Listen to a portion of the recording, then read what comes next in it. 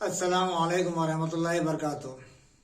میرے قابل قدر دوستو، ساتھیوں، پچھلے ویڈیو میں ہم نے آپ سے بات کی تھی اور بتلایا تھا کہ ہمارا ہفتہ ماضی کے چھڑوں پر ایک مسلم خداوار شخصیت کے بارے میں بات کریں گے۔ آج کے اس ویڈیو میں ہم بات کریں گے مسلم خداوار شخصیت جابر بن حیان کے بارے میں۔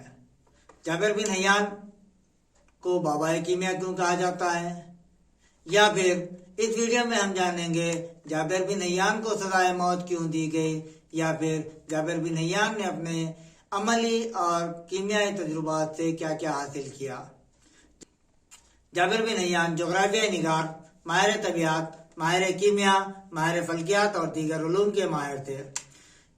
جابر بن حیان تاریخ کے سب سے پہلے کیمیا دان ہونے کا اعزاز رکھتے ہیں، اور وہ عظیم مسلمان سائنسداں جابر بن حیان کو ہی کیمیا کا بانی مانا جاتا ہے۔ آج بھی ہم انہیں بابا کیمیا کے نام سے جانتے ہیں۔ اہل مغرب انہیں گیبر کے نام سے یاد کرتے ہیں۔ وہ کیمیا کے تمام عملی تجربات سے واقف تھے۔ جابر بن حیان کی پیدائش سے پہلے بنی امیہ اور بنی عباس کے درمیان خلافت کے لیے لڑائی جاری تھی۔ جابر بن حیان کے والد حیان بن احمد بنو عباس کے لیے نرم گوشہ رکھتے تھے، جس کی وجہ سے انہیں ملک بدر ہونا پڑا۔ وہ ایران کے شہر خراسان میں آبس ہے۔ خراسان میں عباسی تحریک عروج پر تھی۔ تاریخ کے مطابق کہیں جابر بن حیان کے والد خراسان یا کہیں لکھا ہوا ہے توس۔ زیادہ تر راویوں کی روایت یہ ہے کہ وہ خراسان آبسے تھے، اور جب خراسان آبسے اور عباسی تحریک میں شامل ہو گئے اور شعمۂ قسمت وہ جابر بن حیان کی پیدائش سے کچھ عرصہ پہلے انتقال کر گئے۔ جابر بن حیان کی پیدائش 721 عیسوی خراسان میں ہوئی۔ ماں نے ان کی پرورش اور تعلیم و تربیت کی ذمہ داری سنبھالی۔ جابر بن حیان نے ہوش سنبھالا تو ان کی والدہ نے پرورش اور تعلیم فراہم کرنے کے مقصد سے انہیں شہر کوفہ کو بھیج دیا۔ جابر بن حیان نے شہر کوفہ میں اپنے استاد محترم حضرت امام جعفر صادق رحمۃ اللہ علیہ سے مذہبی تعلیم کے ساتھ کیمیا اور حکمت بھی سیکھی۔ اس وقت کوفہ میں رائج یونانی تعلیمی نظامات نے ان پر گہرے تعلیمی اثرات مرتب کیے۔ علم حاصل کرنے کے دوران انہوں نے اپنے ارد گرد کے لوگوں کو سونا بنانے کے جنون میں مبتلا دیکھا اور خود بھی اسی شوق کو اپنا مقصد حیات بنا لیا۔ کافی تجربات کے بعد بھی وہ سونا تیار کرنے میں کامیاب نہ ہو سکے۔ کیمیا میں حقیقی دلچسپی کی وجہ سے انہوں نے تجربات کا سلسلہ جاری رکھا۔ جابر بن حیان نے 26 سال کی عمر میں عملی زندگی میں قدم رکھا اور پیشہ حکمت اور دوا سازی کو اختیار کیا، اور ساتھ ہی کیمیائی تجربات کو اپنے طور پر شروع کیا۔ یہاں بتانا ضروری ہوگا کہ حکمت اور دوا سازی کا پیشہ جابر بن حیان کے خاندانی پیشوں میں شمار کیا جاتا تھا۔ جابر بن حیان اپنے تجربات میں ہمیشہ منہمک اور غرق رہتے تھے۔ اس دور کے لوگ سونا حاصل کرنے کی بہت زیادہ چاہت رکھتے تھے، اور یہ بھی اسی کے زیر اثر اپنے تجربات سے سونا بنانا چاہتے تھے۔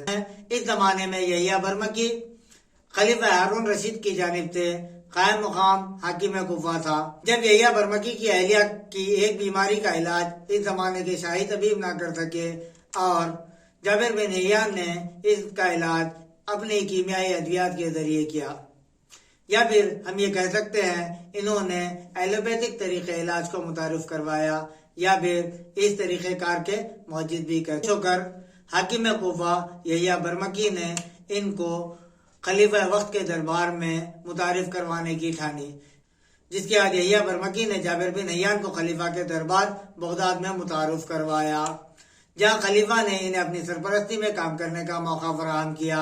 اس زمانے میں جابر بن حیان کی جانب سے کئی دریافتیں اور ایجادات کی گئیں، جن کو خلیفہ وقت نے شائع کروایا، جس کو جابر بن حیان نے خلیفہ ہارون رشید کے نام سے ہی منسوب کیا۔ لیکن جو کتب شائع کروائی گئی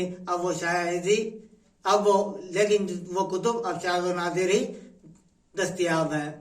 جب وہ کوفہ سے روانہ ہونے لگے تو خلیفہ ہارون رشید نے تحفے، تحائف اور دیگر ضروری اشیاء فراہم کی تاکہ وہ کوفہ میں اپنے تجربات جاری رکھ سکے۔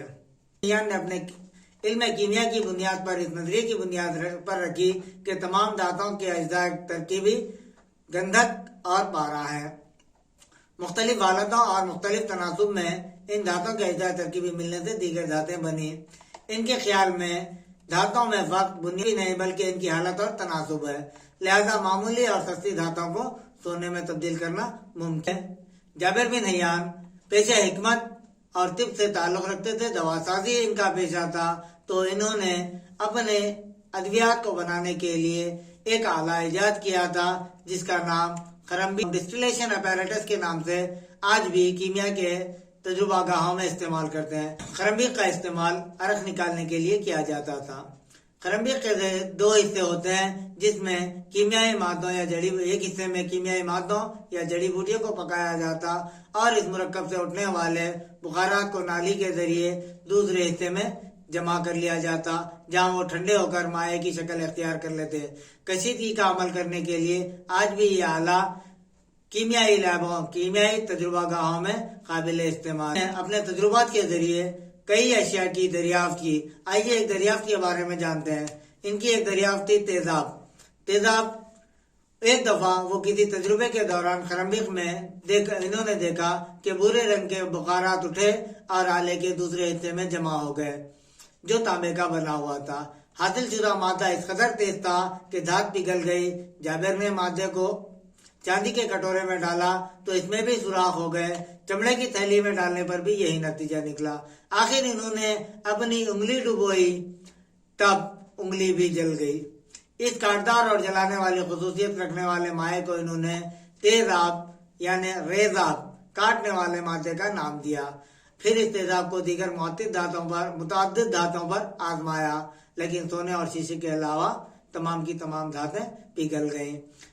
इन्होंने कुछ कीमियाई मुरक्कबात भी दरियाफ्त की, जिसमें अहम अगर हम बात करेंगे तो कार्बोनेट, आर्सेनिक, सल्फाइड, अल्कोहल वगैरह को खालिस तौर पर तैयार करने में भी कामयाबी हासिल की। इन्होंने अल्कोहल, शोरे का तेजाब जिसको आज हम नाइट्रिक एसिड के नाम से जानते हैं, नमक के तेजाब जिसको हम हाइड्रोक्लोरिक एसिड के नाम से जानते हैं, सल्फर एसिड और फास्फोरस को दुनिया से पहली दफा दरियाफ्त करवाया। इन्होंने ही तरीका इजाद किया कि किस तरीके से धातुओं का ऑक्साइड बनाया जा सकता है या उनका ऑक्साइड खत्म किया जा सकता है। कि लोहे को जंग से बचाने के लिए लोहे पर वार्निश करने का तरीका क्या होना चाहिए, मुंह में जामा बनाने का तरीका क्या होना चाहिए, खिजाब बनाने का तरीका, फौलाद की तैयारी, पारचा बाफी, कपड़े की रंगाई वगैरह, चिरन की रंगाई और शीशे को रंगीन बनाने के तरीके वगैरह भी बतलाए। मुंह में जामा बनाने का तरीका क्या होना चाहिए, खिजाब बनाने का तरीका क्या होता है। जाबिर बिन हयान की जिंदगी कूफा में बशौक सुकून से बसर हो रही थी, लेकिन हालात कुछ तब्दील होने शुरू हो गए। ये बसरा को रवाना हुए। कुछ अरसे बाद बरमकी खानदान और बनी अब्बास की आपसी चलखिशें शुरू होते ही बरमकी खानदान और उसके करीबी तमाम अफराद पर खलीफा वक्त ने अपना जुल्म ढाना शुरू किया। और चूंकि जाबिर बिन हयान को खलीफा से मिलाने वाले यहिया बरमकी ही थे और वो खलीफा वक्त के जुल्म अताब से बचने के लिए कूफा से अपना मुख्तसर सामान लिया और बसरा की जानिब रवाना हो गए। शहर बसरा इस जमाने में कोई खास तरक्की याफ्ता शहर नहीं था, जहां उन्होंने अपनी तजुर्बा कायम की और वहां के बाशिंदों को कीमिया के रमूज से वाकिफ करवाया, जिससे इनकी शोहरत होने लगी। हाकिम वक्त के साथ सियासी और मसलकी अख्तलाफात पहले ही मौजूद थे।